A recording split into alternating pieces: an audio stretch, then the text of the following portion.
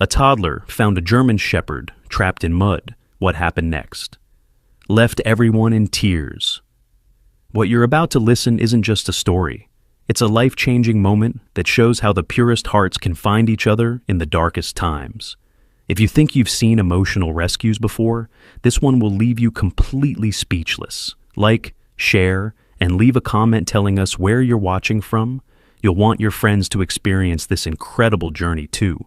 The morning started like any other in the small town of Pinecrest. Nestled between rolling hills and an old-growth forest, it was the kind of place where everybody knew each other, where children could play freely without their parents constantly worrying. The kind of place where the biggest excitement was usually the annual fall festival, or the occasional deer wandering into someone's garden. For Lena Morgan, mornings followed a simple routine. Wake up at 6:30, prepare breakfast, pack snacks, and get her 3-year-old son, Emric, ready for their morning walk. It was the one activity that seemed to bring the child true joy. Unlike other children his age, Emric didn't babble or call her Mama. He didn't point at birds and name their colors or ask why 100 times a day. Emric was nonverbal, a condition the doctors still couldn't fully explain, despite countless tests and specialist visits. "Ready for our adventure, little explorer?" Lena asked, kneeling down to zip up Emric's blue jacket. The boy's eyes lit up, and he flapped his hands excitedly, his way of saying yes. Though he never spoke, Emric's eyes told entire stories. They were remarkable eyes, different colors that changed in the light. One blue, one almost amber, set in a face with cheeks that dimpled when he smiled. Lena slipped her phone into her pocket, grabbed a water bottle and snacks, and took Emric's small hand in hers. They stepped outside into the crisp autumn air, leaves crunching beneath their feet. Though their house sat on the outskirts of Pinecrest, the walking trail they frequented was just a 5-minute walk away. It curved through meadows before disappearing into the old forest that locals simply called the woods. "Look at those clouds, Emric. Looks like rain later."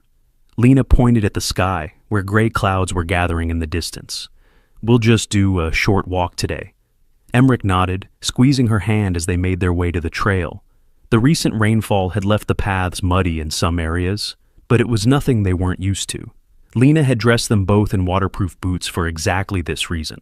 The trail started at the edge of a meadow, where wildflowers still stubbornly bloomed despite the cooler temperatures. Emric stooped occasionally to pick dandelions and offer them to his mother with a solemn expression that always made her heart swell. These little gestures were how he communicated his love, and Lena treasured each one. They walked for about 20 minutes, Lena pointing out squirrels and birds to Emric, who watched everything with his intense, mismatched eyes. They reached a fork in the trail where it split, one path continuing through the open meadow, the other heading into the denser tree line of the woods. "Meadow today, right, buddy? It looks like it might rain soon." Lena gently tugged Emric toward the open path, but he pulled back, pointing insistently toward the woods. "You want to go that way? Just for a little bit, then." Lena checked her watch. They had time for a short detour before the weather turned. The wooded path was Emric's favorite anyway, with its canopy of leaves that turned walking into an exploration beneath a cathedral of gold and red this time of year. The trail narrowed as they entered the woods, and the sounds changed. Fewer bird calls, more rustling leaves, and the occasional snap of twigs as small animals scurried away. Emric seemed particularly focused today, walking with purpose rather than stopping to examine every interesting rock or stick as he usually did. About 10 minutes into the wooded trail, they came to a small clearing where a fallen log made a perfect bench. "Let's have a quick snack here," Lena suggested, reaching into her backpack for the apple slices and crackers she'd packed. Emric shook his head, tugging on her sleeve and pointing further down the path. "What's got you so excited today?" Lena asked, smiling at his eagerness. "Okay, we can keep going a bit longer." She pulled out her phone to check the time and noticed she had a text from work, a small community library where she managed the children's reading program. As she scrolled through the message about schedule changes, Emric's hand slipped from hers. "Just a second, baby," she murmured, quickly typing a response with her thumbs. The message sent with a soft ping, and she looked up. "Okay, now we can—" But Emric wasn't beside her anymore. Lena's heart skipped a beat. "Emric?" She turned in a circle, scanning the surrounding trees. "Emric!" No answer came, of course, but usually he stayed within sight. She took a few quick steps down the path, calling his name louder, fighting the panic that threatened to rise in her chest. He couldn't have gone far in just a few seconds. 20 feet ahead, she spotted his blue jacket through the trees, off the main path. Relief flooded through her, followed immediately by frustration. "Emmerich Morgan? You know better than to walk away from Mommy." She hurried toward him, pushing through a tangle of bare branches. The ground became softer underfoot, muddier from a nearby stream that fed into the marsh at the edge of the woods. Emmerich stood motionless, his back to her, staring down at something. "You scared me, baby. You can't just—" The words died in Lena's throat as she reached her son and saw what had captured his attention. There, half submerged in thick dark mud, lay a large dog, a German shepherd. Its once beautiful coat was matted with mud and what looked horribly like dried blood. One of its legs was twisted at an unnatural angle, and it was so still that Lena's first thought was that it was dead. But then she saw the shallow rise and fall of its ribcage and heard a faint, pitiful whine. "Oh my God," she breathed, instinctively pulling Emmerich back. "Don't touch it, sweetie. It could be dangerous." But Emmerich twisted out of her grasp, dropping to his knees beside the dog. Before Lena could stop him, he reached out with one small hand and gently touched the animal's muddy head. The dog's eyes opened slowly, amber eyes filled with pain but lacking any aggression. Instead, they held a quiet resignation that was somehow worse. This was an animal that had given up hope. Lena knelt carefully beside her son, keeping one protective arm around him. "How did you hear it?" she whispered, more to herself than to Emmerich. The dog was making almost no sound now, just shallow breaths. Emmerich looked at her, then back at the dog, his face twisted with an emotion Lena rarely saw there. Distress. He made an urgent gesture with his hands, pushing at the mud around the dog. "You want to help it?" Lena asked, her voice soft with uncertainty. She'd always been wary of strange dogs, especially large ones like this. But there was something about this animal's eyes, a silent pleading, that touched her. Upon closer inspection, she could see the dog was in terrible shape. Not just injured, but emaciated, its ribs visible even through the mud-caked fur. Beyond the leg that was clearly broken, there appeared to be something wrapped around its body, some kind of wire that had cut into its flesh. "Oh, you poor thing," she whispered, her fear giving way to compassion. "What happened to you?" Emmerich was already trying to scoop away the mud with his small hands, his movements becoming increasingly frantic. Lena gently pulled him back. "Wait, baby. If we do this wrong, we could hurt it more." She assessed the situation, feeling the first drops of rain begin to fall through the canopy above. The dog was stuck in what appeared to be a bog-like area off the main trail. The ground was treacherous. She could feel her own boots sinking slightly. The animal must have wandered in and been too weak to pull itself out, becoming more trapped with each desperate struggle. The wire wrapped around it was even more concerning. It looked like barbed wire, the kind used in some of the old farm fences outside town. How had the dog gotten so tangled in it? And how long had it been out here, slowly dying in the cold mud? "We need to get help," Lena said, reaching for her phone. But as she pulled it out, her heart sank. No service. Not unusual for this part of the woods. They were at least 15 minutes from the trailhead, and with the rain starting, conditions would only worsen. She looked at the dog again, calculating its size.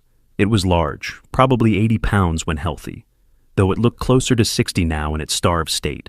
Still far too heavy for her to carry, especially through the muddy terrain. Emmerich tugged at her sleeve, his eyes pleading. He made a scooping motion with his hands again, more insistent this time. "You're right," Lena said, making a decision. "We can't just leave it here." She slipped off her jacket and laid it on a nearby log, then rolled up her sleeves. "Stay back a little, Emmerich. I need to see how stuck it is." Cautiously, she reached out and touched the dog's head, ready to pull back if it showed any signs of aggression. But the animal simply closed its eyes, as if the gentle touch was both painful and the greatest comfort it had known in a long time. "It's okay," she whispered. "We're going to try to help you." Lena began carefully clearing mud away from the dog's body, revealing more of the cruel wire wrapped around its midsection and back leg. The wire had cut deeply in places, explaining some of the dried blood in its fur. How the animal had survived this long was a mystery. "This is bad," she murmured, more to herself than to Emmerich. The dog would need a vet, and soon. But first, they had to free it. The rain was falling more steadily now, washing some of the mud away, but making the ground even more treacherous. Lena's hands were becoming numb with cold as she worked, trying to find where the wire began and ended, how it was tangled. Emmerich watched intently, occasionally reaching out to stroke the dog's ear, the only part of it that seemed relatively uninjured. Remarkably, the animal responded to his touch, its tail twitching slightly in what might have been an attempt to wag. "I need something to cut this wire," Lena said, looking around desperately. They hadn't brought any tools, naturally. This was supposed to be a simple morning walk. She spotted a broken branch nearby and stretched to grab it, testing its strength. It wasn't ideal, but the end was jagged and might be able to help pry apart some of the wire loops. For the next 20 minutes, Lena worked methodically, using the stick to carefully loosen the wire where she could, digging mud away from the dog's body with her hands. The rain soaked through her shirt, plastering her hair to her forehead, but she barely noticed. Emmerich stayed beside her, completely focused on the dog, occasionally making soft humming sounds that Lena had never heard from him before. The dog's breathing seemed to be growing more labored, and Lena felt a mounting sense of urgency. "Just a little more," she encouraged, though she wasn't sure if she was talking to the dog, to Emmerich, or to herself. Finally, she managed to loosen the wire enough to unwrap it from the dog's back leg. The animal winced, a soft whimper escaping, but didn't try to move. The exposed wounds were ugly, deep cuts that would need proper cleaning and stitches. "One more section," Lena said, moving to the wire still wrapped around the dog's midsection. This part was tighter, having cut deeper into the flesh as the animal struggled. She worked as gently as possible, but each tug seemed to cause pain. Emmerich's face crumpled in sympathy, and he placed his small hand on the dog's head, as if trying to comfort it. With a final careful pull, Lena managed to free the last of the wire. "There," she breathed, sitting back on her heels. "Now, we need to get you out of this mud." But how? The dog seemed too weak to stand, and the mud was like quicksand in places. Lena looked around, trying to find something that could help. Her gaze fell on her jacket, still lying on the log. "This might work," she said, grabbing it and laying it beside the dog. "If we can get you onto this, maybe we can pull you out." It took all her strength to gently roll the large animal onto the jacket. The dog helped as much as it could, which wasn't much, just a feeble attempt to shift its weight. Once it was lying on the jacket, Lena gripped the sleeves, preparing to pull. "Emmerich, can you hold the bottom part? We're going to try to slide the dog out of the mud." Emmerich nodded solemnly, gripping the bottom of the jacket with determination in his small face. Together, they began to pull, inching the dog toward firmer ground. The mud released it with reluctance, making horrible sucking sounds that reminded Lena of quicksand scenes from old movies. After what felt like an eternity, they managed to get the dog onto the more solid ground of the main trail. Lena sat back, exhausted, her clothes covered in mud, her hands trembling from the cold and exertion. Emmerich immediately knelt beside the dog again, his eyes never leaving its face. "You did it, buddy," Lena said, her voice thick with emotion. "You found it. You saved it." But they weren't out of danger yet. The dog was free from the mud and wire, but it was still severely injured, dehydrated, and likely suffering from exposure. They needed to get it to a vet, and quickly. Lena opened her backpack and pulled out her water bottle. "Let's see if it will drink something." She poured a little water into her palm and held it near the dog's mouth. After a moment's hesitation, its tongue darted out, lapping weakly at the offering.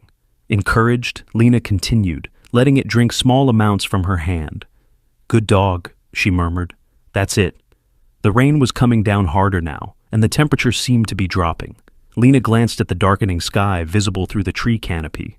They needed to get back to the trailhead, to her car, but the dog still couldn't walk.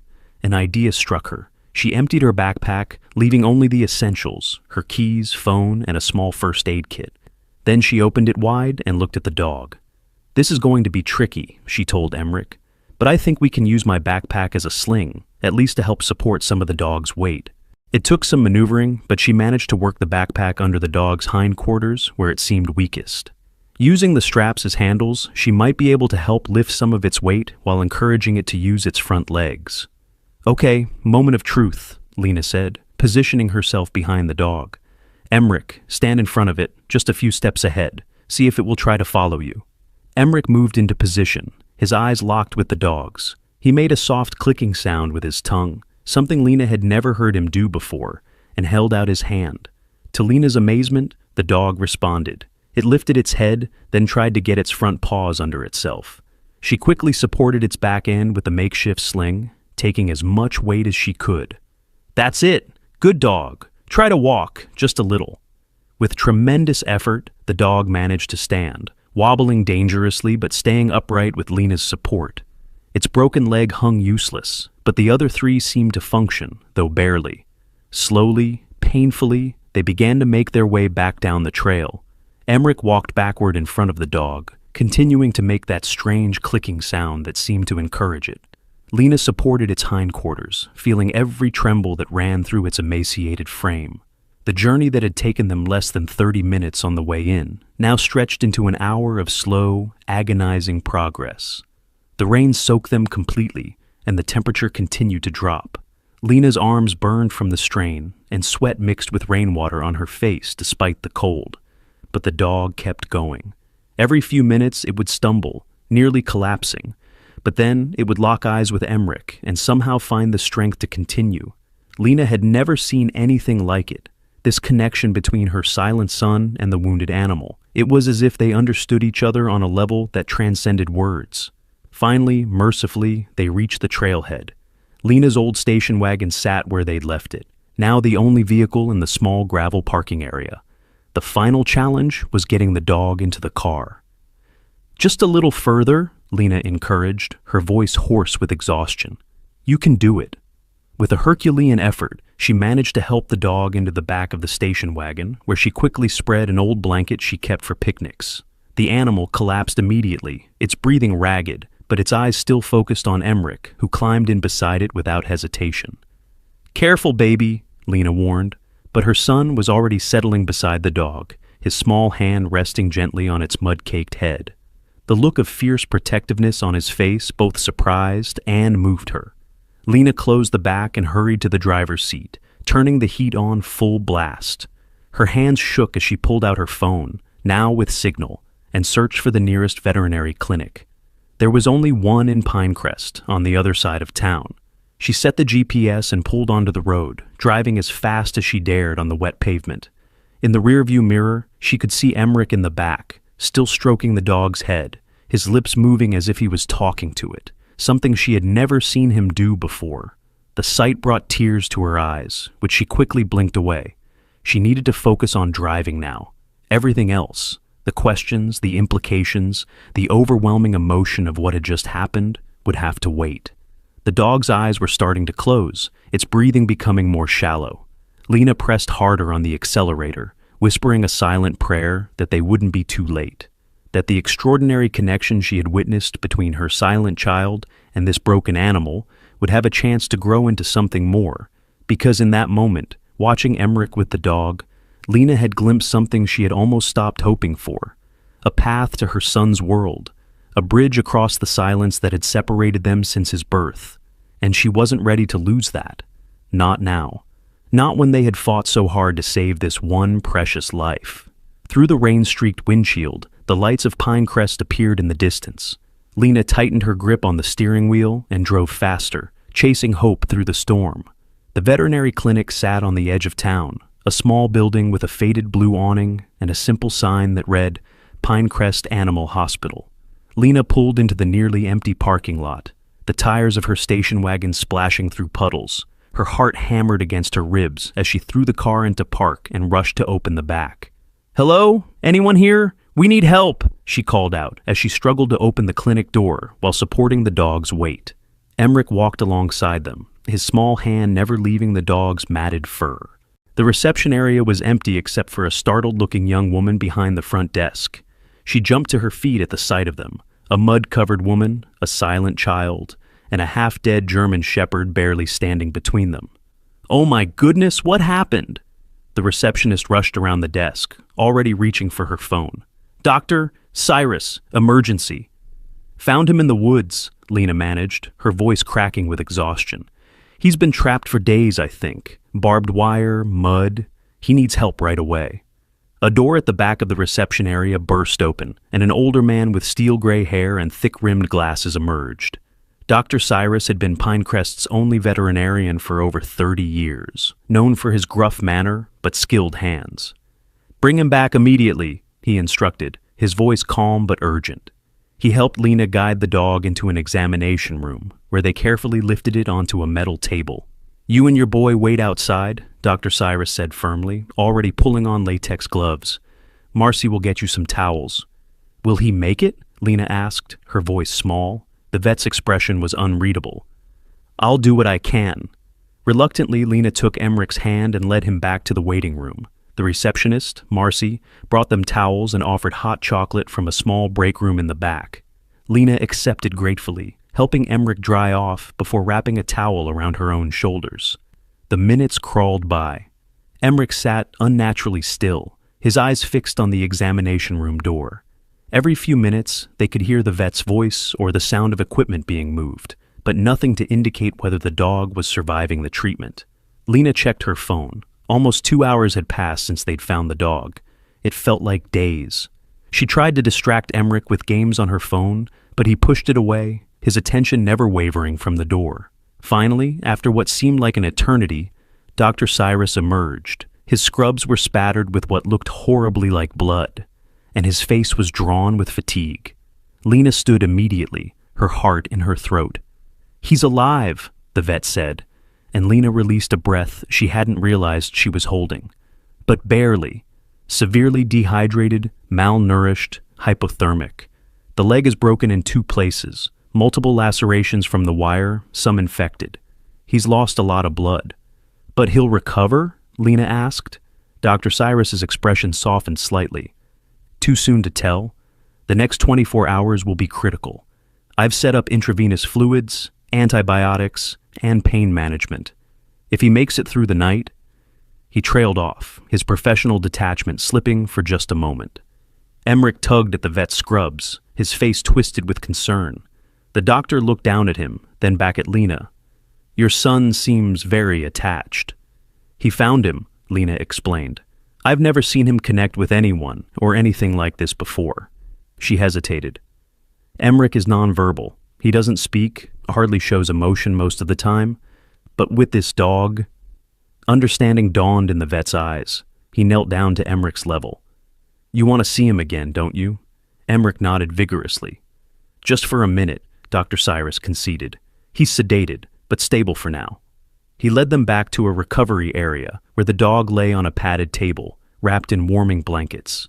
IV lines ran into its front leg, and its broken leg was now stabilized in a temporary splint. The mud had been cleaned away, revealing a coat that would have been beautiful, black and tan, if not for the visible ribs and wounds now covered in bandages. Emmerich approached slowly, his eyes wide. He reached out, his fingers hovering just above the dog's head, looking to Dr. Cyrus for permission. "Gently," the vet nodded. "Right between the ears is okay." With infinite care, Emmerich stroked the dog's head. To Lena's amazement, the sedated animal's tail twitched slightly at his touch. "He knows you," Dr. Cyrus said quietly. "Dogs are perceptive that way." Lena watched, tears blurring her vision. In just a few hours, her world had shifted on its axis. Her quiet, withdrawn son was showing more emotion, more connection, than she'd seen in his entire 3 years of life. Is there a collar?" she asked suddenly. "Any ID?" Dr. Cyrus shook his head. "Not that I found, but I had to shave several areas for treatment. Let me check again." He gently lifted the blanket covering the dog's neck and chest. As he carefully turned the animal's head, something glinted in the bright examination lights. A thin metal chain, almost hidden in the fur. "Hold on," the vet murmured, reaching for a pair of scissors. With delicate precision, he cut away a small patch of matted fur, revealing a military-style tag half embedded in the skin of the dog's neck. Years of experience allowed him to work around it, cleaning the area and carefully extracting the tag from the inflamed flesh. "This is unusual," he said, frowning as he held up the small metal disc. "Not your standard pet ID." Lena leaned closer. The tag was unlike any dog tag she'd seen before, made of what looked like stainless steel, with a name and a series of numbers and letters engraved in a precise font. Rovan, she read aloud. The other markings meant nothing to her, a series of letters and numbers that resembled a military code. His name is Rovan. At the sound of the name, the sedated dog's ears twitched slightly. Well, Rovan has been through hell, Dr. Cyrus said, his professional demeanor returning. He needs intensive care, and there will be significant expenses. We should discuss— I'll cover it, Lena said without hesitation. Whatever he needs. The vet studied her face. This won't be cheap, Ms. Morgan, Lena Morgan. She straightened her shoulders. And I understand. But my son found him for a reason. We're not giving up on him now. Dr. Cyrus nodded slowly. Very well. I'll keep him here tonight for observation. You should take your boy home, get him warm and dry. Come back tomorrow morning, and we'll see where things stand. Lena glanced at Emmerich, who showed no signs of wanting to leave. Come on, sweetie. Rovan needs to rest now. We'll come see him first thing tomorrow. To her surprise, Emmerich nodded, giving the dog one final gentle pat before taking her hand. As they turned to leave, Dr. Cyrus called after them. Ms. Morgan, this tag, it's military grade. Someone went to a lot of trouble to mark this dog. You might want to check if anyone's reported a missing German shepherd. A dog like this, even in his condition, he belonged to someone. Lena nodded, but something in her already knew that finding Rovan's previous owner wasn't going to be simple. Nothing about this day had been simple. The rain had stopped by the time they left the clinic, though dark clouds still hung low in the sky. Lena buckled Emmerich into his car seat, noting the dried mud covering both of them. They looked like they'd been through a war, which, in a way, they had. Let's go home and get cleaned up, she said, forcing brightness into her voice. Then we can have some dinner and a good sleep. Rovan will be waiting for us tomorrow. Emmerich nodded, his eyes heavy with exhaustion. The adrenaline of the rescue was wearing off, and the events of the day were catching up to him. By the time they reached their small house on the outskirts of town, he was half asleep in his seat. Lena carried her son inside and straight to the bathroom, where she ran a warm bath for both of them. As she gently washed the mud from his hair, she studied his face, searching for signs of the emotional breakthrough she'd witnessed today. But Emmerich's expression had returned to its usual calm neutrality, his eyes focused on the bubbles floating on the water's surface. Had she imagined it? That moment of connection, of communication between her son and the wounded animal? No, it had been real. She'd seen it with her own eyes. Something had passed between Emmerich and Rovan, something that transcended normal understanding. After the bath, she tucked Emmerich into bed with his favorite stuffed elephant. Usually he would arrange and rearrange his toys in a specific order before sleeping, but tonight he was too tired. He drifted off almost immediately, his small face peaceful in sleep. Lena stood watching him for a long moment, her heart full of a strange mixture of hope and fear. Then she went to the kitchen, made herself a cup of strong tea, and opened her laptop. She spent the next few hours searching for information about military dogs, special training programs, anything that might explain the unusual tag around Rovan's neck. Most of what she found was generic, information about service dogs, police K9 units, search and rescue operations. Nothing that explained the mysterious code on Rovan's tag, or why such a valuable animal would end up abandoned in the woods, wrapped in barbed wire. Finally, exhaustion overtook her. Lena closed her laptop and went to bed. But sleep proved elusive. Every time she closed her eyes, she saw Rovan's amber gaze, filled with pain, but also with a strange intelligence that had recognized something in Emmerich, something that most humans missed. Morning came too quickly. Lena woke to find Emmerich already up, dressed in mismatched clothes he'd chosen himself, standing patiently by the front door. His message was clear. Time to go see Rovan. Breakfast first, Lena insisted, guiding him to the kitchen. She made quick work of pouring cereal and slicing a banana, which Emmerich ate with unusual speed, his eyes never leaving the clock on the wall. The drive to the veterinary clinic took only minutes. Pinecrest was beginning to wake up, shopkeepers opening their doors, a few early risers walking dogs or jogging along the sidewalks. Normal life continuing, unaware of how dramatically things had changed for Lena and Emmerich. Dr. Cyrus was already at the clinic when they arrived, looking as if he hadn't slept much either. His expression was grave as he led them back to the recovery area. He made it through the night, the vet said, which is honestly more than I expected. He's a fighter. Rovin lay much as they had left him, though some of the IV lines had been changed. His breathing seemed stronger, and when Emmerich approached, his tail definitely moved in a weak attempt at wagging. The good news is that the antibiotics seem to be working. His temperature is down, and some of the swelling around the wounds has decreased, Dr. Cyrus explained. I've scheduled a surgeon from the city to come look at his leg tomorrow. It's a complex break that needs specialized care. And the bad news? Lena asked, recognizing the reservation in his voice. The vet sighed. He's still critically weak. The damage from exposure, dehydration, and blood loss is severe. And, he hesitated, there's something else I discovered during the night examination. He motioned Lena to the other side of the room, speaking quietly. This dog has old injuries, Ms. Morgan, scars that long predate his current condition. Some appear to be surgical, deliberate incisions that healed well. Others, he shook his head. I can't explain them. They're unlike anything I've seen in 40 years of veterinary medicine. Lena glanced back at Emmerich, who was gently stroking Rovin's ear, murmuring something inaudible. What are you saying? That someone experimented on him? I'm not saying anything definitively, but combined with that unusual tag. Dr. Cyrus removed his glasses, rubbing the bridge of his nose. I've made some calls to colleagues who work with military service animals. I'm waiting to hear back. A cold feeling settled in Lena's stomach.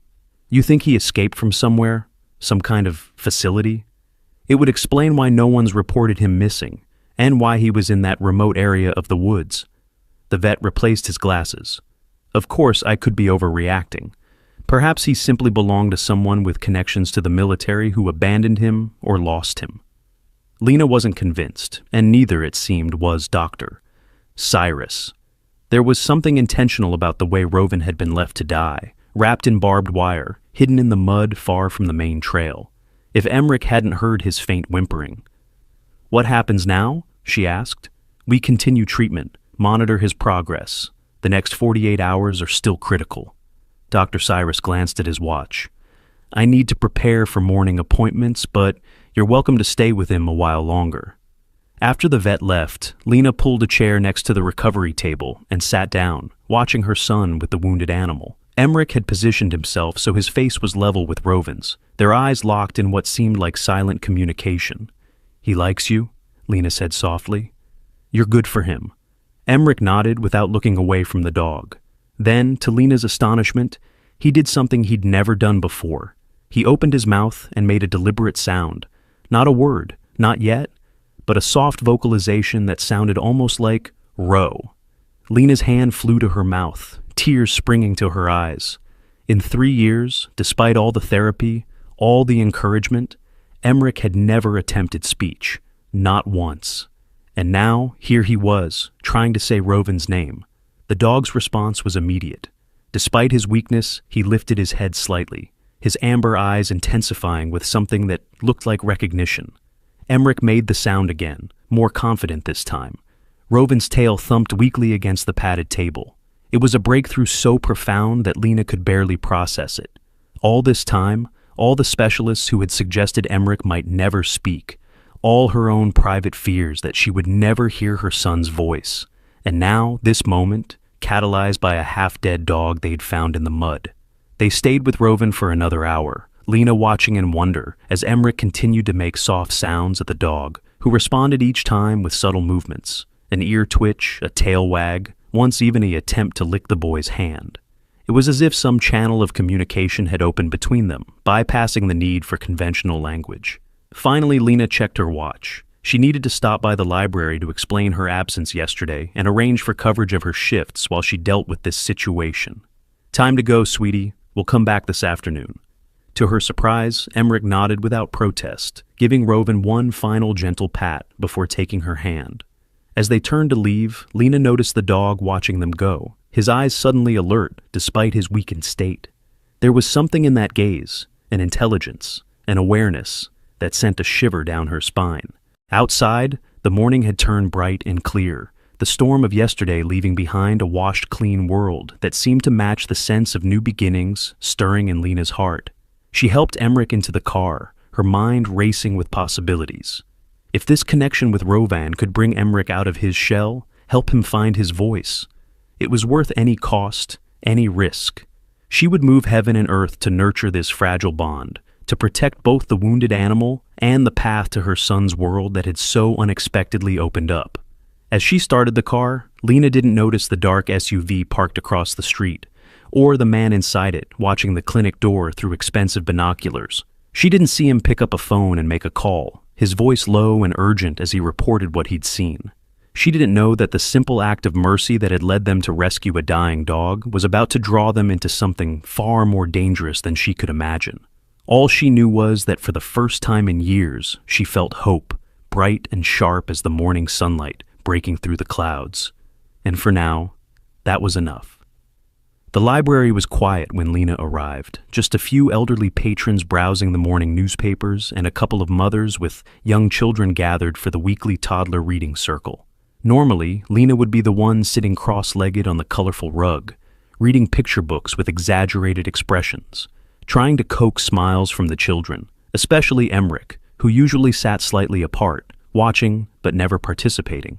Today, though, she headed straight for her supervisor's office, Emmerich's hand firmly in hers. The little boy seemed different somehow, more present, his eyes taking in everything with an alertness she hadn't seen before. "Lena, we were worried when you didn't show up yesterday." Mrs. Abernathy was a kind woman in her 60s who had run the Pinecrest Library for over 30 years. She looked up from her computer, her eyes widening at the sight of them. "Is everything all right?"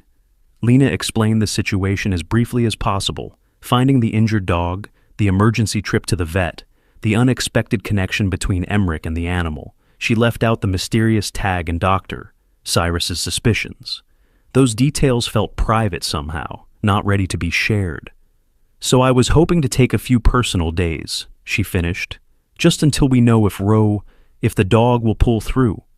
Mrs. Abernathy's gaze shifted to Emmerich, who was methodically examining the spines of books on a nearby shelf. "Of course, dear. Take the rest of the week. Jane can cover your reading circles." She leaned forward, lowering her voice. "And Lena? If this dog is helping Emmerich come out of his shell, that's worth more than any work schedule." Gratitude washed over Lena.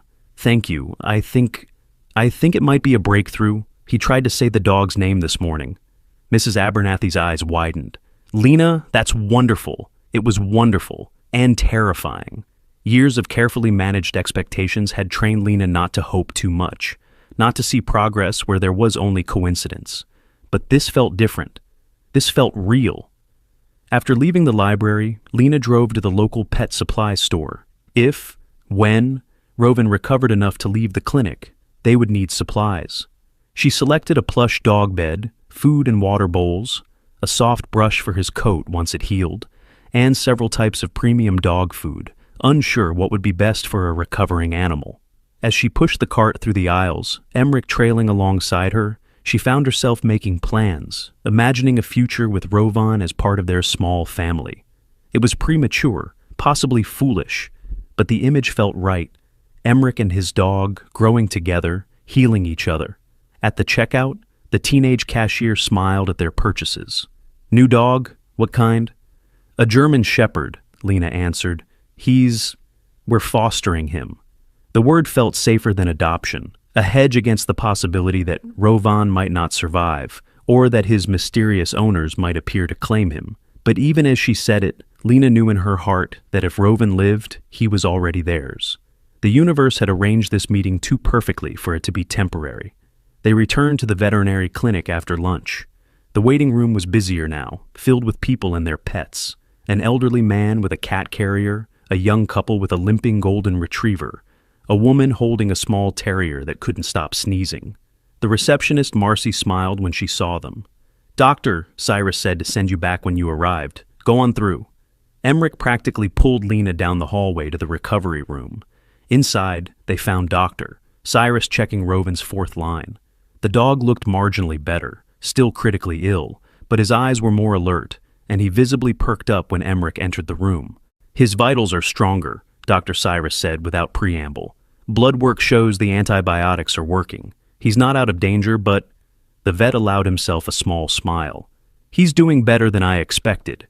Emmerich went straight to Rovan's side, placing his small hand gently on the dog's head. The animal's tail immediately began to thump weakly against the padded table. "I've been looking more closely at that tag," Dr. Cyrus continued, motioning Lena to follow him to a small desk in the corner. "The code is definitely military, but it's not standard issue for service animals." He handed her the small metal disc. Cleaned of blood and dirt, it gleamed under the fluorescent lights. On one side was the name Rovan in capital letters. On the reverse was a series of letters and numbers. SHPRD-XR7-12. "What does it mean?" Lena asked, turning the tag over in her palm. "I'm not sure.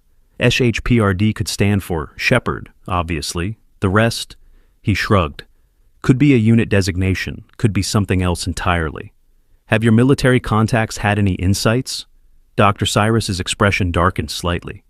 "That's the strange part. I reached out to 3 different colleagues who work with military K-9 units. One never called back. One said he'd never seen that type of tag. And the third?" He lowered his voice, glancing at Emmerich, who was still focused on Rovan. "The third told me to stop asking questions and forget I ever saw the dog." A chill ran down Lena's spine. "What?" His exact words were, "If it's got that marking, it's above your pay grade. Walk away." The vet looked troubled. "I've known Jim Carson for 20 years. He's not the dramatic type." Lena stared at the tag in her hand, the metal suddenly feeling heavier. "What are you saying? That Rovan is some kind of, what, secret military project?" "I'm not saying anything definitive." Dr. Cyrus took off his glasses, pinching the bridge of his nose, a gesture Lena was beginning to recognize as a sign of stress.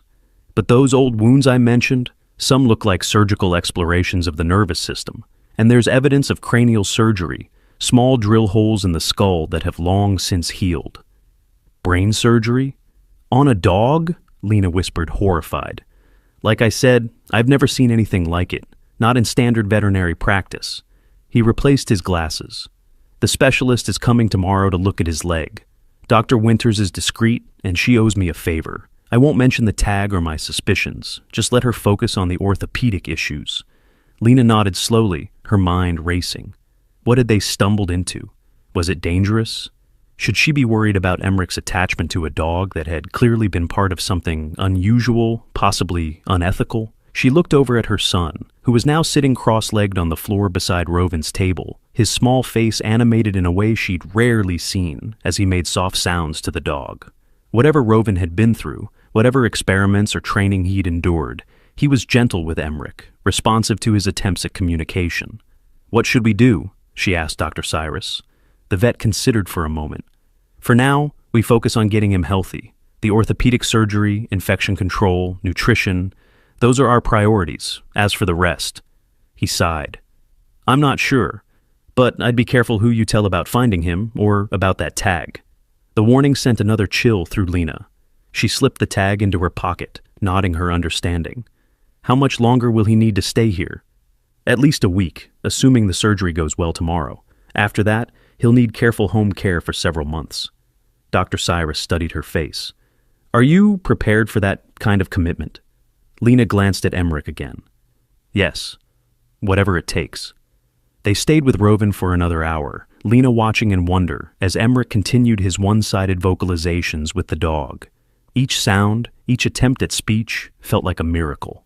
All the therapists, all the specialists who had worked with Emmerich over the years, and somehow this wounded animal had connected with him in a way no human ever had. As they prepared to leave, Dr. Cyrus pulled Lena aside once more. "One other thing. A man came by the clinic this morning after you left. Asked if anyone had brought in a German Shepherd recently." Lena's heart skipped a beat. "What did you tell him?" "That due to patient confidentiality, I couldn't discuss any animals in my care." The vet's expression was grim. He seemed professional, military bearing, didn't give a name, just flashed some kind of ID too quickly for me to read it properly. "Do you think he'll be back?" "Almost certainly." Dr. Cyrus glanced toward the front of the clinic. "I've told Marcy not to give out any information about Rovan or about you. But Pinecrest is a small town, Lena. People talk, and you were seen bringing him in yesterday." The implication settled like a stone in Lena's stomach. If someone was looking for Rovan, someone with resources and authority, they would find him eventually, And by extension, they would find Lena and Emmerich. "Be careful, Doctor," Cyrus said quietly. "Maybe it's nothing. Maybe he's just a concerned owner looking for a lost pet. But my instincts say otherwise." Lena nodded, taking Emmerich's hand. "Call me if anything changes with Roven, or if that man comes back." The drive home was quiet, Lena's mind churning with questions and fears. Who had experimented on Roven? Why had he been left to die in the woods? And most urgently, who was looking for him now? She glanced at Emmerich in the rearview mirror. Her son's face was thoughtful, his eyes tracking the scenery outside the window. For the first time in his life, he seemed fully engaged with the world around him. Whatever risks might come with Roven, Lena couldn't regret finding him. Not when she was witnessing her son's awakening. Their small house felt emptier than usual when they returned, as if Roven's absence was a tangible thing. Lena busied herself arranging the new pet supplies in the corner of the living room, creating a space for the dog they hoped would soon come home. Emmerich watched her work, occasionally picking up an item, the soft brush, a squeaky toy, examining it with the focused intensity that was his hallmark. That evening after dinner, Lena was washing dishes when she heard an unfamiliar sound from the living room. She froze, listening intently. It came again, a soft, uncertain vocalization that wasn't quite a word, but was definitely human. She dried her hands quickly and moved to the doorway. Emmerich sat on the floor beside the new dog bed, holding the tag Lena had forgotten was in her pocket. He must have found it when she changed clothes.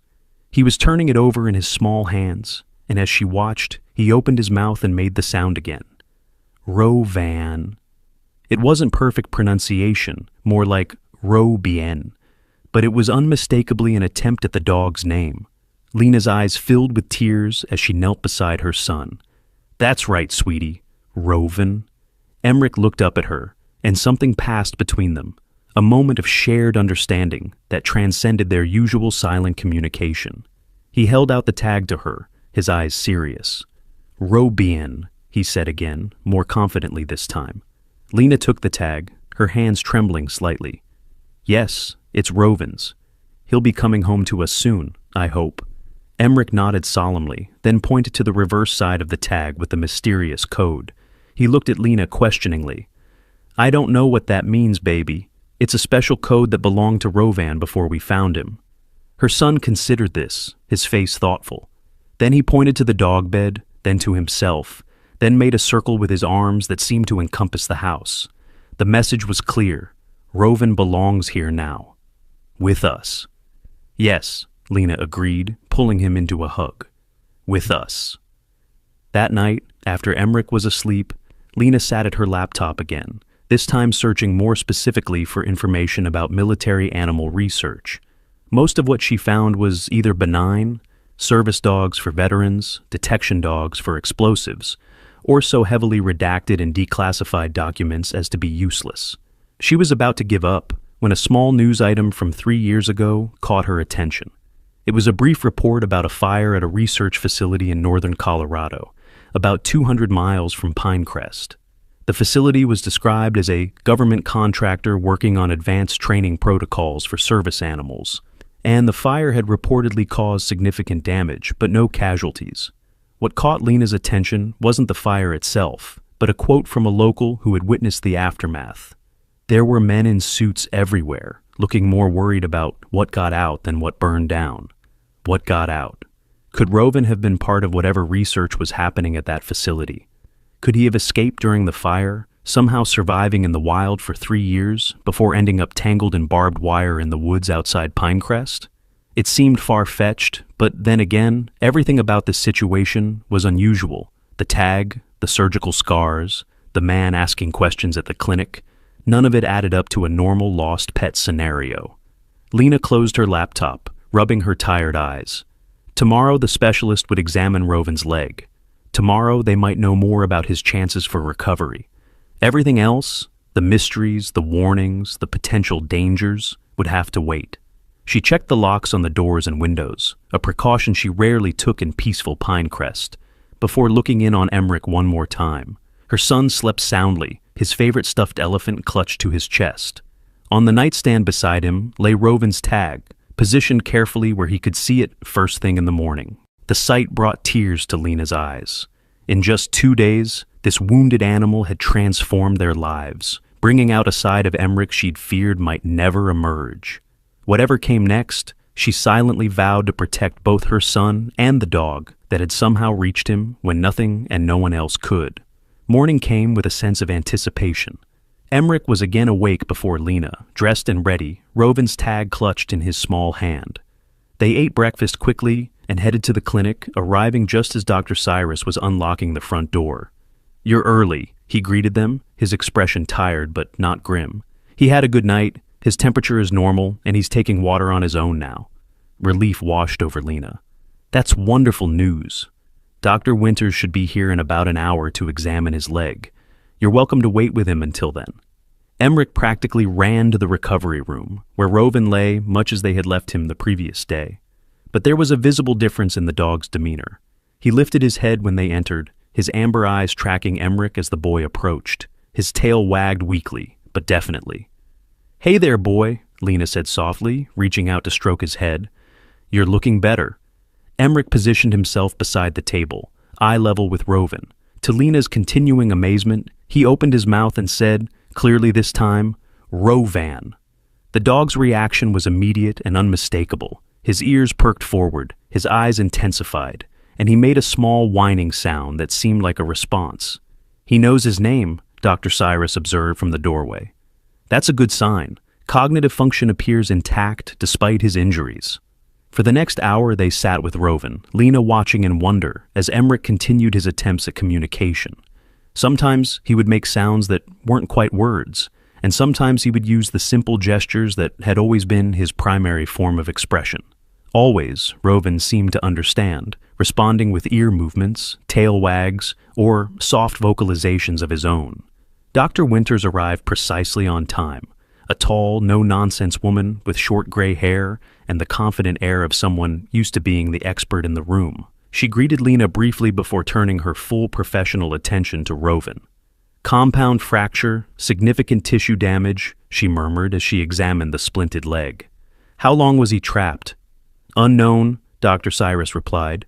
"At least several days, possibly longer." Dr. Winters continued her examination, taking measurements and dictating notes into a small recorder. Finally, she straightened, addressing both Lena and Dr. Cyrus. "He needs surgery, obviously. The good news is that despite the severity of the break, I believe we can save the leg. The bad news is that it will require specialized equipment and a lengthy procedure." She named a figure that made Lena's breath catch. "I understand," Lena said, trying to keep her voice steady. It was more than a month's salary at the library, but she had some savings. And for Emmerich's sake, for what Rovin had already given them, it was worth it. "When can you do it?" Dr. Winters checked her watch. "I have my equipment in the car. We can do it today right now, if your facility is prepared, Cyrus." Dr. Cyrus nodded. "We're ready. I've reserved the surgical suite." Events moved quickly after that. Rovan was prepared for surgery, Emmerich reluctantly agreeing to leave his side after Dr. Cyrus explained that the dog would be asleep and wouldn't know they were gone. Lena took him to a small diner across the street, where they could wait during the hours-long procedure. As they sat in a booth by the window, Emmerich picking at his pancakes while Lena nursed a cup of coffee, she noticed a dark SUV parked down the street, positioned with a clear view of the vet clinic. The same vehicle she'd glimpsed the day before. A chill ran down her spine. Someone was watching the clinic, waiting. Watching for Rovin? For them? Her instinct was to grab Emmerich and run, back to the house, pack their things, disappear until they could figure out what was happening. But Rovin was in surgery. They couldn't leave him. Instead, she pulled out her phone and took a photo of the SUV, capturing its license plate. Then she called Dr. Cyrus. "The man who was asking questions?" she said when he answered. "I think he's watching the clinic right now. Dark SUV across the street." There was a pause. "Stay where you are, Doctor," Cyrus said finally. "The surgery will take at least 4 more hours. Don't come back until I call you, and don't return to your house either. Go somewhere public, crowded." The seriousness in his voice confirmed Lena's fears. This wasn't paranoia. Something was very wrong. "What's happening?" she asked, keeping her voice low as Emmerich watched her with curious eyes. "I'm not sure, Doctor," Cyrus admitted. but Dr. Winters recognized the code on Rovin's tag. She's not just an orthopedic specialist, she used to work with military service animals. There was another pause. She says Rovin isn't just any dog, Lena, and the people looking for him won't stop until they find him. The words hung in the air, heavy with implications Lena wasn't sure she fully understood. She glanced at Emmerich, who was still picking at his pancakes, unaware of the danger potentially surrounding them. "What should we do?" she asked, keeping her voice low and calm. "Stay in public places until the surgery is complete, doctor," Cyrus instructed. "Then come back through the rear entrance of the clinic. Dr. Winters has resources. She'll help us figure out what to do next." After hanging up, Lena sat very still, trying to process this new reality. 2 days ago, her biggest worry had been Emmerich's next therapy appointment. Now she was hiding from mysterious men in black SUVs, caught up in what sounded increasingly like some kind of government conspiracy. "Sweetie, change of plans," she said, forcing brightness into her voice.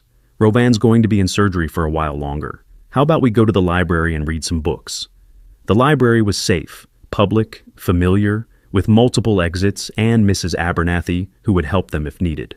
Emmerich nodded, though his eyes kept drifting to the window, toward the vet clinic where Rovin lay unconscious on an operating table. They paid for breakfast and left through the diner's side door, Lena keeping Emmerich close as they walked quickly down the block, away from the direction of the suspicious SUV. The library was only a few streets away, its brick facade and wide steps as welcoming as ever. Inside, Mrs. Abernathy greeted them with surprise. "I thought you were taking time off?" "We are," Lena said, her voice lower than normal. "Rovan's in surgery. We just needed a place to wait." She glanced meaningfully toward the windows, hoping her boss would understand that something was wrong without her having to explain in front of Emmerich. Mrs. Abernathy was perceptive. She nodded slightly, then turned to Emmerich with a warm smile. "Well, it's perfect timing. We just got in some new books about dogs that I was saving to show you." She led them to the children's section, which was empty this early on a weekday. Emmerich settled on a beanbag chair with the dog books, while Lena took Mrs. Abernathy aside. "Something strange is happening," she whispered, quickly explaining about the tag, the man asking questions, and the SUV watching the clinic. Mrs. Abernathy's expression grew grave. "You think this dog is some kind of, what?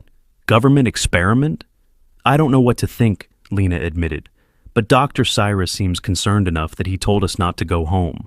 The older woman squeezed Lena's arm reassuringly. "You stay here as long as you need to. The staff lounge has a couch if Emmerich needs to rest, and my apartment is above the library if you need somewhere to sleep tonight." Gratitude washed over Lena. "Thank you. I'm sure it will be fine once the surgery is over. Dr. Winters, the specialist, apparently knows something about Rovin's background." Hours passed slowly. Emmerich, unusually, stayed focused on the dog books, studying each picture with intensity, occasionally showing Lena images of German shepherds that resembled Rovin. Around noon, Mrs. Abernathy brought them sandwiches from the deli across the street. By mid-afternoon, Emmerich had migrated to a computer in the children's area, where he was watching videos of service dogs performing tasks. Finally, at just after 4 o'clock, Lena's phone rang. It was Dr. Cyrus. "The surgery was successful," he said without preamble. "The leg should heal with proper rehabilitation. He's in recovery now." Relief flooded through Lena. "That's wonderful news. Dr. Winters would like to speak with you. Can you come to the clinic? Use the back entrance off the alley. The SUV is still out front." Lena looked at Emmerich, who had perked up at hearing her side of the conversation. "We'll be there in 20 minutes.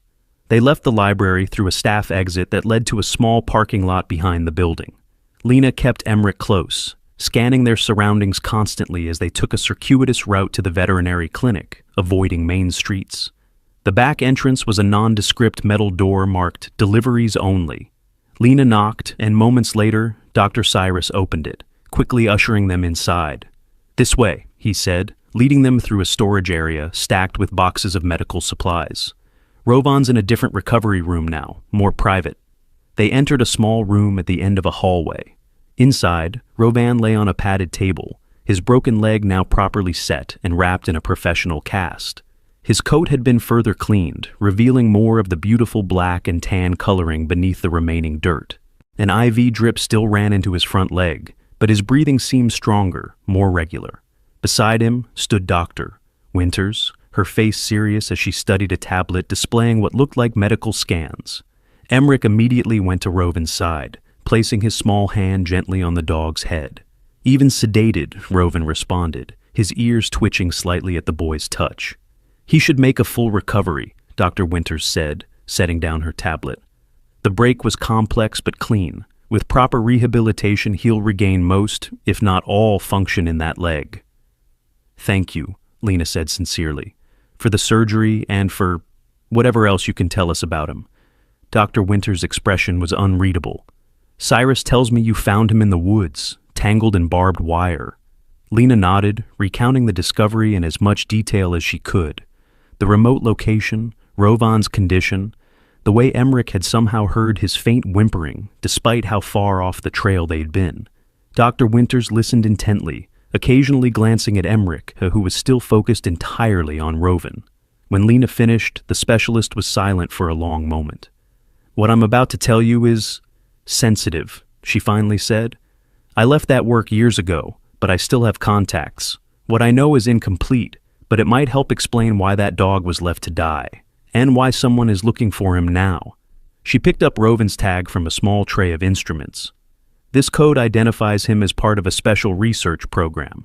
SHPRD is the project name, Sensory Heightened Predator Reconnaissance Division. XR7 indicates he was part of the 7th experimental group, and 12 was his individual designation within that group." "Experimental?" Lena repeated, a chill running down her spine. "What kind of experiments?" Dr. Winters sighed. "Enhanced sensory perception, primarily. The program started as an attempt to create more effective detection dogs for explosives, narcotics, that sort of thing. But somewhere along the line, it evolved. They began exploring ways to heighten a dog's natural sensory abilities: smell, hearing, even perception of electromagnetic fields." "Is that possible?" Dr. Cyrus asked, his professional curiosity evident despite the disturbing context. "Apparently so." Dr. Winters gestured to the tablet. "The scans I took today show evidence of neural implants, microscopic enhancements to Rovin's olfactory bulb, auditory cortex, and several other brain regions. Extremely sophisticated technology, far beyond anything available commercially." Lena looked at Rovan with new understanding. "That's why he has those surgical scars? They put things in his brain?" "Yes. And based on the healing patterns, most of the procedures were done when he was still quite young, probably less than a year old." Disgust and anger twisted in Lena's stomach. How could anyone do that to an animal? "The program was classified, operating under minimal oversight," Dr. Winters explained. "But from what I've heard, it was shut down about 2 years ago after concerns were raised about ethical violations and potential dangers." "Dangers?" Lena echoed. "The dogs were developing abilities beyond what was expected. Some handlers reported what they called unexplainable awareness, the animals anticipating events before they happened, locating targets without being given a scent, even responding to their handlers' thoughts rather than commands." Dr. Winters shrugged slightly. "Most of that was dismissed as exaggeration, but it was enough to raise red flags in certain circles." Dr. Cyrus frowned. "And you think Rovan was one of these enhanced dogs? One that escaped when the program was shuttered?" "The tag confirms it. And those old wounds match the surgical protocols I've seen from similar programs." Dr. Winters looked at Rovan thoughtfully. "What's really interesting is his apparent connection to your son. The SHPRD dogs were specifically bred and enhanced for heightened empathic abilities, the capacity to form unusually strong bonds with their handlers. It was considered crucial for the type of work they were being trained for." All 3 adults looked at Emmerich, who was now sitting on the floor beside Rovin's table, his forehead resting against the edge, eyes closed as if in communion with the sedated animal. "Emmerich is nonverbal," Lena said quietly. "Or he was, until Rovin. Since we found him, Emmerich has started making sounds, even saying Rovin's name. It's the first time he's ever attempted speech." Understanding dawned in Dr. Winters' eyes. "Then, it's not just a coincidence. Rovan is responding to Emmerich's neurodivergence, possibly recognizing patterns of thought or emotion that most humans, even parents, might miss. The enhancements would make him exceptionally attuned to subtle cues." The implication was staggering. This wasn't just a wounded animal and a compassionate child. This was a specially bred, neurologically enhanced creature forming a connection with Emmerich that somehow bridged the communication gap that had isolated him for years. "So, what happens now?" Lena asked, her voice unsteady. "Who are the people watching the clinic? What do they want with Roven?" Dr. Winter's expression darkened. When the program was shut down, all the enhanced animals were supposed to be decommissioned. She said the word clinically, but its meaning was clear. If Rovan escaped that fate, there are people who would consider him a loose end, one with potentially valuable intellectual property literally embedded in his brain. "They want to kill him," Lena stated flatly, anger rising within her. "After everything they did to him, they want to kill him just to cover their tracks. Or recapture him for further research," Dr. Winters corrected. "Either way, they won't simply let him go. Not when he represents millions in classified research and could potentially expose illegal activities." Dr. Cyrus looked troubled. "So, what do? We can't just hand him over to these people, whoever they are." "No, we can't," Dr. Winters agreed. She turned to Lena. "But you need to understand the risk. If you choose to protect Roven, you're potentially making yourself a target of some very powerful, very secretive people." The implications were terrifying. Lena looked at Emmerich, still peacefully communing with the sedated dog, then back at Dr. Winters. "What would you do if you were me?" The specialist considered the question seriously. "I'd get somewhere safe, somewhere off the grid, while Roven recovers. Then I'd find leverage, information that would make it too costly for them to come after you." "Information? Like what?" "Like whatever Roven was actually working on before he escaped. These enhanced dogs weren't being trained to find drugs or bombs. That technology already exists. They were being prepared for something more specialized." A hypothesis formed in Lena's mind. The tag. The code might not just identify Roven, it might be a key to something else. Dr. Winters nodded slowly. "Possible. Military designations often serve multiple purposes." Dr. Cyrus, who had been quiet, suddenly spoke up.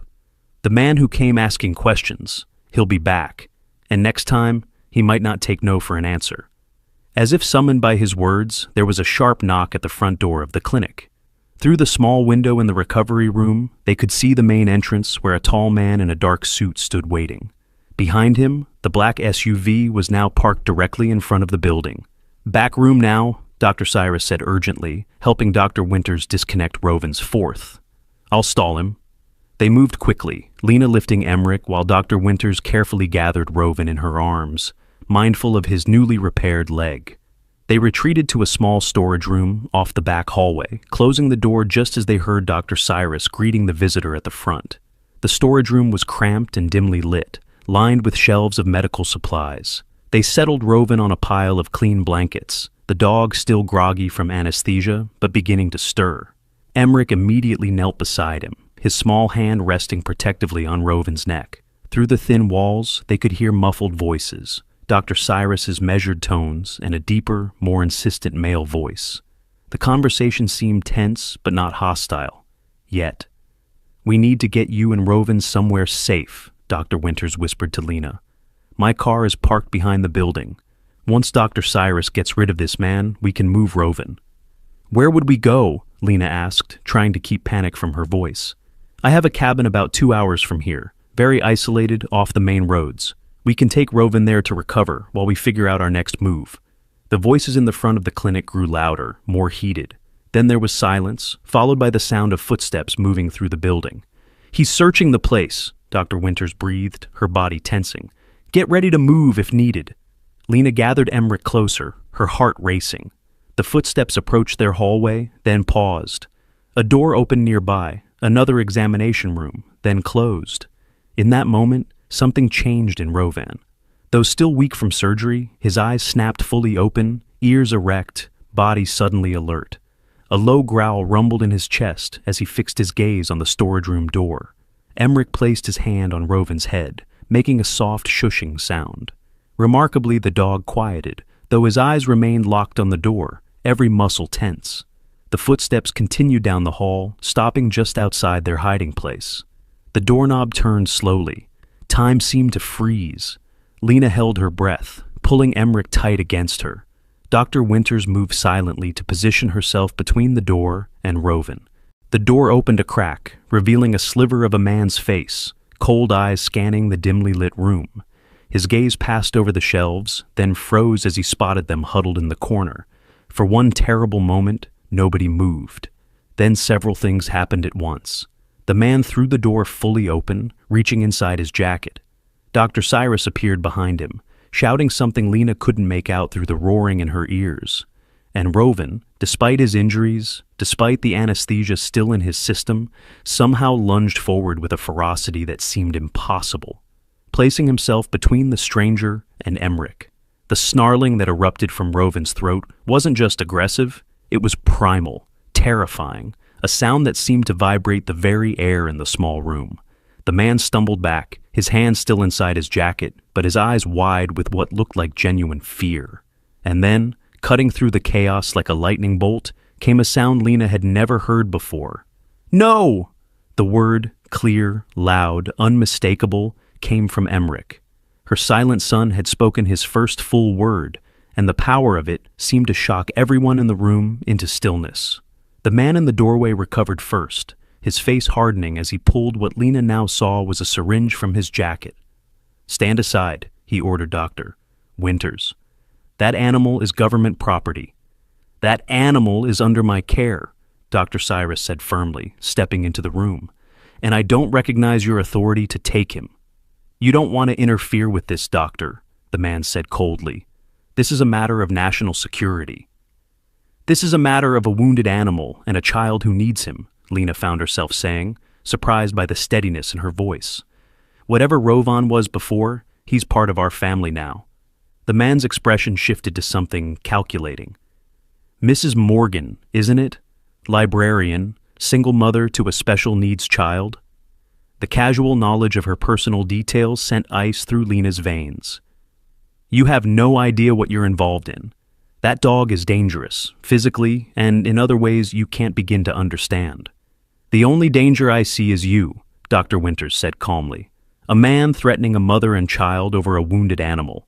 How do you think that would play in the press? Government agent terrorizes nonverbal child to reclaim tortured dog." It was a bluff. They had no guarantee they could get such a story to the press before being silenced, but it seemed to land. The man hesitated, assessing the room. Two determined women, a veterinarian, a small boy, and a German shepherd who, despite being freshly post-operative, was showing every sign of being willing to tear out his throat if he came any closer. "This isn't over," he finally said, tucking the syringe back into his jacket. "You've bought yourself some time, nothing more. That animal has to be contained, for everyone's safety." He backed out of the room, his eyes never leaving Roven, who maintained his protective stance in front of Emmerich despite the visible trembling in his limbs. Only when they heard the front door of the clinic close, followed by the sound of a car engine starting, did anyone move. Dr. Cyrus rushed to the window, confirming that the SUV was indeed driving away. "He'll be back," Dr. Winters said grimly, "with reinforcements." Lena had barely processed the danger they had just faced when she felt a tug on her sleeve. She looked down to find Emmerich staring up at her with wide, intense eyes. "Roven," he said clearly, and then, with visible effort, forming each sound deliberately, "Stay. With us." 3 more words, 4 in total. More than he had spoken in his entire life combined. Despite the danger, despite the uncertainty of what lay ahead, joy bloomed in Lena's heart. She knelt down, wrapping her arms around her son. "Yes, baby, Roven stays with us. We'll protect him, just like he protects you."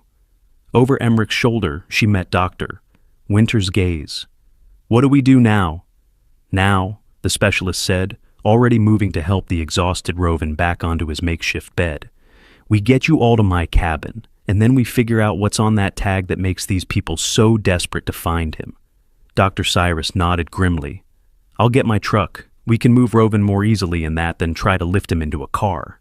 As they prepared for their escape, Lena watched Emmerich return to Roven's side, whispering words too soft for her to hear into the dog's alert ears. Whatever bond had formed between them, it went beyond the normal connection between child and pet. It was profound, almost mystical, and apparently valuable enough that powerful forces wanted to destroy it. She would not let that happen. Whatever it took, whatever risks she had to face, she would protect her son and the remarkable animal that had unlocked his voice. They were a family now, the three of them, and families fought for each other, even against the shadows of government secrets. Dr. Winter's cabin was exactly as she had described it, isolated, rustic, and nearly invisible from the main road. Nestled in a grove of pines halfway up a mountain slope, it offered a commanding view of the valley below, while remaining hidden from casual observation. They had arrived just after nightfall, following a tense 2-hour drive along back roads, constantly checking for signs of pursuit. "It's not much, Doctor," Winters said as she unlocked the heavy wooden door. "But it's secure." The interior was simple but comfortable. A main room with a stone fireplace, a small kitchen area, 2 bedrooms, and a bathroom with a surprisingly modern shower. Lena was relieved to see the cabin had electricity and running water. She hadn't been sure what to expect in such a remote location. They settled Rovan on a thick blanket near the fireplace. The journey had been hard on him, coming so soon after major surgery, but he had remained alert throughout, his amber eyes scanning constantly, as if aware they were fleeing danger. Now, finally safe, his exhaustion was evident. He lay with his head on his paws, watching as Emmerich explored the cabin. "There's food in the pantry," Dr. Winters told Lena, setting her medical bag on the kitchen table, "and children's books on the shelf. My nieces visit occasionally."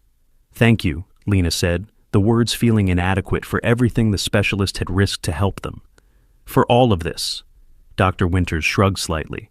"I owe it to these animals. I knew about the SHPRD program. Not the details, but enough that I should have spoken up sooner about their methods."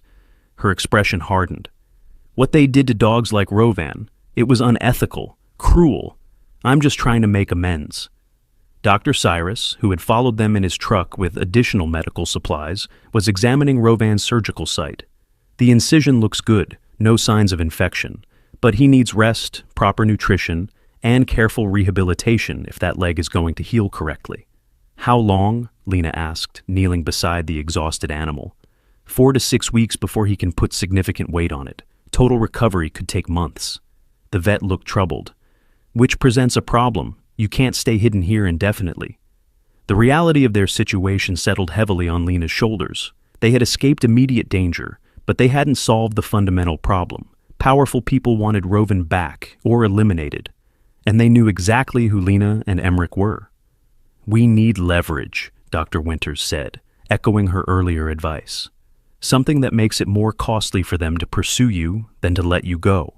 She turned her attention to Rovan's tag, which Emmerich had been carrying carefully since they left Pinecrest. The boy reluctantly handed it over, watching intently as Dr. Winters placed it on the kitchen table and examined it under a portable light. "The code is definitely more than identification," she murmured, turning the tag over repeatedly. "SPRD XR 712. Wait."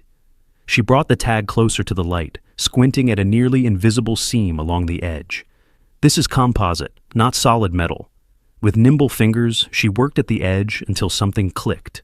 To everyone's surprise, the tag split open, revealing a tiny storage device embedded in the center. "A microchip, Doctor," Cyrus observed. "But not like the standard ones we use for pets." "High-density storage," Dr. Winters confirmed. "Military grade." She looked up at Lena. "This is why they want him back so badly. He's carrying data. Classified data, most likely." "Can we access it?" Lena asked, hope mingling with apprehension. Dr. Winters shook her head. "Not here. I don't have the equipment, but I know someone who might be able to help, a former colleague who left the program before I did, on even worse terms. He lives about 3 hours north of here." Lena glanced at Emmerich, who had settled next to Rovan, one small hand resting protectively on the dog's back. Both looked exhausted. "Not tonight," she decided. "Rovan needs rest, and so does Emmerich. We'll go in the morning." After a simple dinner of canned soup and sandwiches, they prepared for the night. Dr. Cyrus would return to Pinecrest. His extended absence would only raise suspicions, while Dr. Winters would stay with Lena, Emmerich, and Rovan at the cabin. "Be careful," Lena told the veterinarian as he prepared to leave. "That man saw you helping us." Dr. Cyrus nodded grimly. "I'll say you panicked and left, that I have no idea where you went. It's essentially true." He shouldered his bag. I've left enough medication and supplies to last a week. Call the burner phone I gave you if you need anything, but only in an emergency." After he departed, Dr. Winters helped Lena settle Emmerich in one of the bedrooms. The boy had insisted on bringing Rovin's blanket, which now lay beside his pillow. He fell asleep almost instantly, the emotional and physical toll of the day finally catching up to him. Lena sat at the kitchen table with Dr. Winters, both women nursing mugs of the specialist's surprisingly good whiskey. Outside, the wind had picked up, whistling through the pine branches and rattling the cabin's sturdy shutters. "Tell me more about the HPRD program," Lena said quietly. What were they really trying to create? Dr. Winters stared into her mug for a long moment before answering. "It started with good intentions, at least that's what they told us. Enhanced service animals for veterans with severe PTSD. Dogs that could sense oncoming panic attacks, nightmares, dissociative episodes. Dogs that could form deeper connections with traumatized soldiers than regular service animals." "That sounds noble," Lena ventured. "It did to me, too, at first." Dr. Winters took a sip of whiskey. "But then the goals shifted. The military took more control. They became less interested in helping veterans and more interested in creating assets.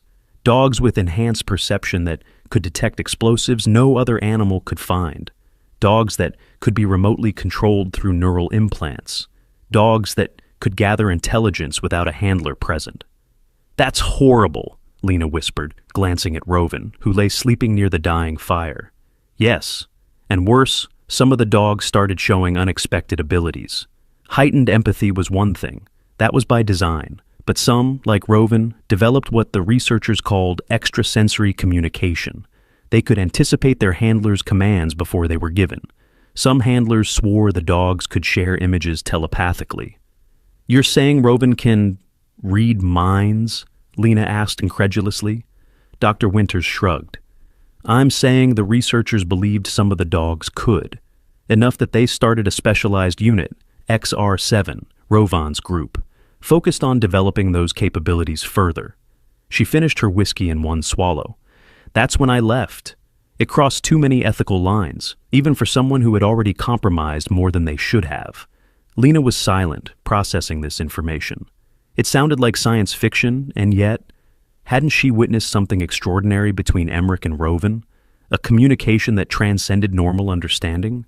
Her nonverbal son speaking for the first time? "Whatever's on that chip," Dr. Winters continued, "it's related to those experiments, and if my suspicions are correct, it's evidence of illegal human experimentation as well, testing the enhanced dog's abilities with unwilling subjects. War crimes," Lena said softly. "Potentially, and an explanation for why they're so desperate to recover Rovin, or eliminate him." The implications were staggering. Lena looked again at the sleeping German shepherd, his chest rising and falling peacefully. What horrors had he witnessed? What had been done to him in the name of national security? And yet, despite everything he had endured, he had formed an immediate, profound bond with Emmerich. He had protected her son with a fierceness that went beyond training or instinct.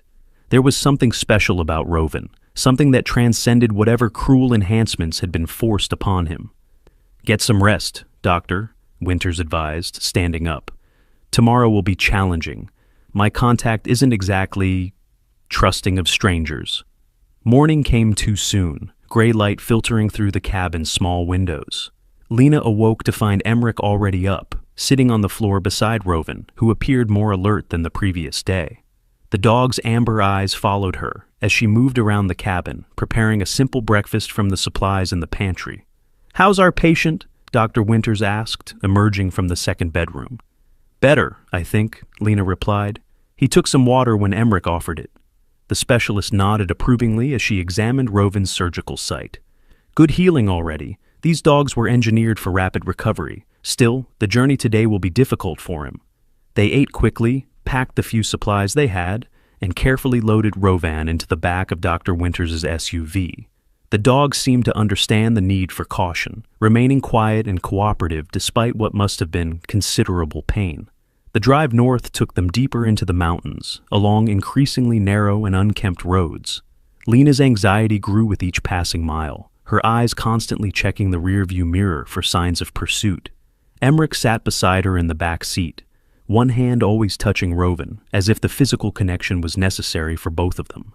Finally, after what felt like an eternity of hairpin turns and steep climbs, Dr. Winters turned onto what barely qualified as a road, little more than a dirt track cutting through dense forest. "We're close," she said, navigating around a fallen branch.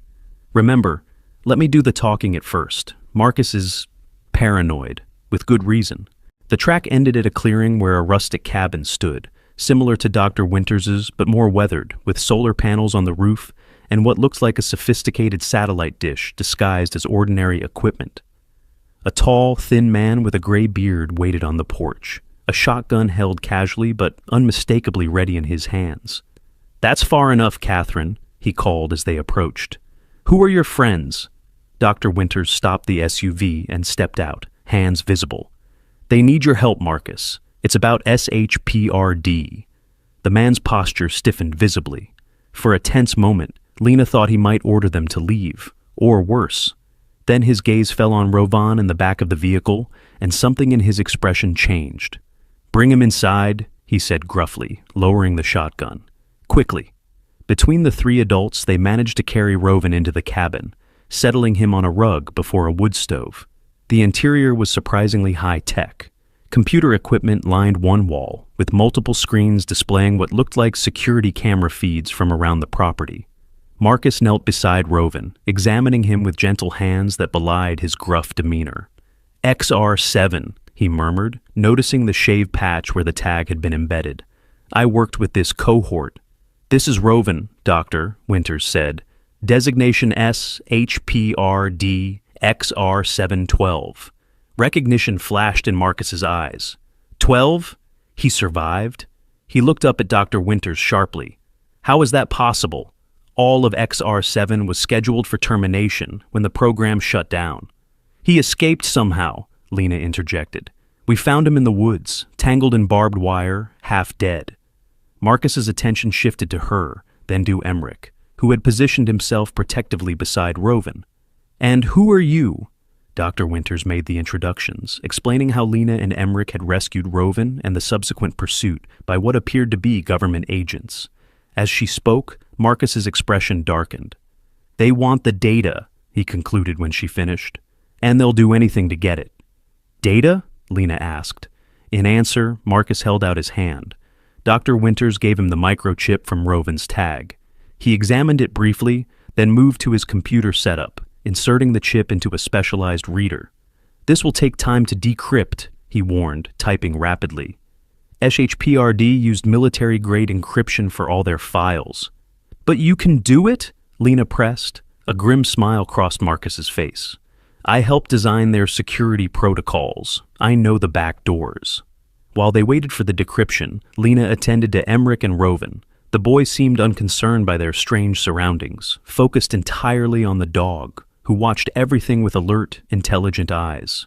"He really has bonded with your son," Marcus observed, watching them from his workstation. "That's remarkable." The XR7 cohort wasn't bred for empathy like the earlier groups. They were designed for remote operations, extended separation from handlers, autonomous function, covert data gathering. Yet he connected with Emmerich immediately, Lena said. "My son is nonverbal, or was until Rovan. Now he's speaking, single words, but still." Marcus looked intrigued. The neural enhancements in the XR7 group were focused on nonverbal communication, the ability to perceive and transmit thoughts without conventional language. He studied Emmerich with new interest. "Your son's neurodivergence might make him more receptive to Rovan's enhanced communication abilities." Before Lena could ask what that meant, a series of beeps came from the computer. Marcus turned back to his screens, his expression becoming increasingly grim as he read whatever data had been decrypted. "It's worse than I thought," he said finally. "This isn't just research data. It's evidence, documentation of illegal experiments, unauthorized enhancements, forced compliance testing on both animals and human subjects." He looked up, his face pale. "And coordinates to a secondary facility that was supposedly decommissioned, but appears to be still active." Dr. Winters moved to look over his shoulder, her expression hardening as she read.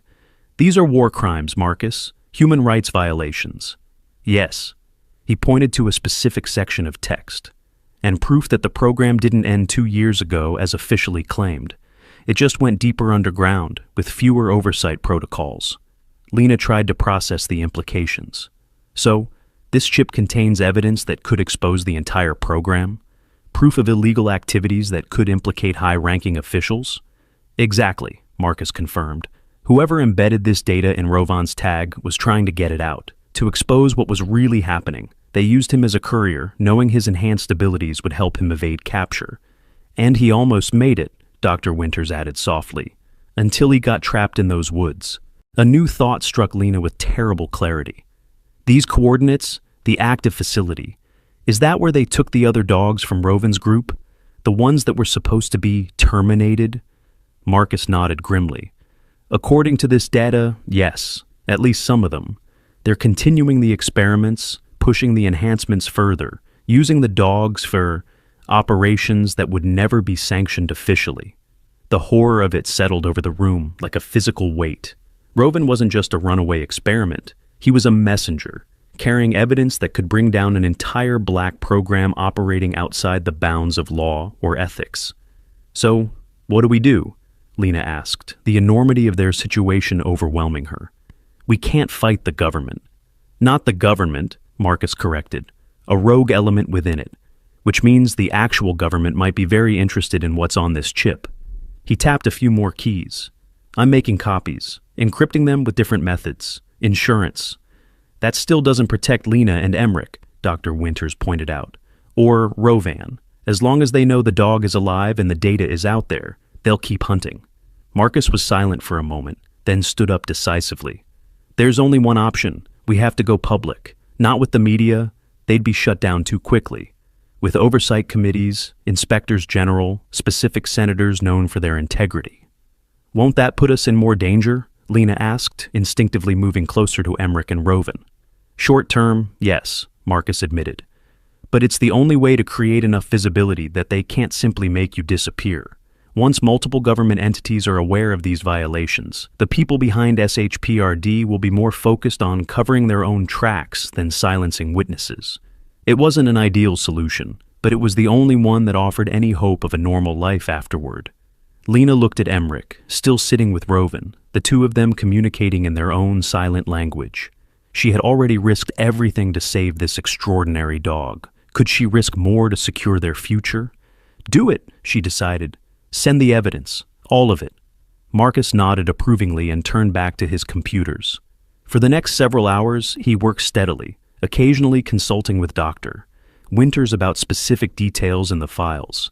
Lena tried to rest, but anxiety kept her alert, constantly checking the windows for signs of approaching danger. As evening approached, Marcus finally pushed away from his workstation. It's done. I've sent encrypted packets to 7 different oversight bodies, each with instructions to release the information publicly if they don't hear from me every 24 hours. I've also sent copies to trusted journalists who will hold the information until given a signal. How long until someone acts on it? Lena asked. Hard to say. Hours, maybe days. But the important thing is that the information is out there now. Too many copies and too many hands to be contained. He looked at Rovan with something like respect. He completed his mission after all. That night, as they prepared to sleep in Marcus's surprisingly well-appointed guest room, Lena watched Emmerich curl up beside Rovan on the thick rug that had been laid out for them. The dog's protective posture hadn't changed, despite his injuries. His amber eyes remained alert, watching the door even as his body relaxed. Thank you, Lena whispered to him, reaching out to stroke his head. For everything you've done for Emmerich. For us. Rovan's intelligent gaze met hers, and for a moment, Lena could almost believe Marcus's claims about enhanced communication. There seemed to be a depth of understanding in those eyes that went beyond animal instinct or training. Rovan, Emmerich said clearly, his small hand resting on the dog's neck. Home. Soon. Lena's heart swelled at the words, not just because her son was speaking, but because of the promise they held. Home. A future where they could live without fear, where Rovan could heal completely, where Emmerich could continue to find his voice. It might take time. There would be questions, investigations, perhaps even court appearances. But for the first time since finding Rovan in the mud, Lena felt genuine hope that they might emerge from this night intact, not just surviving, but transformed. As if sensing her thoughts, Rovan's tail thumped softly against the floor.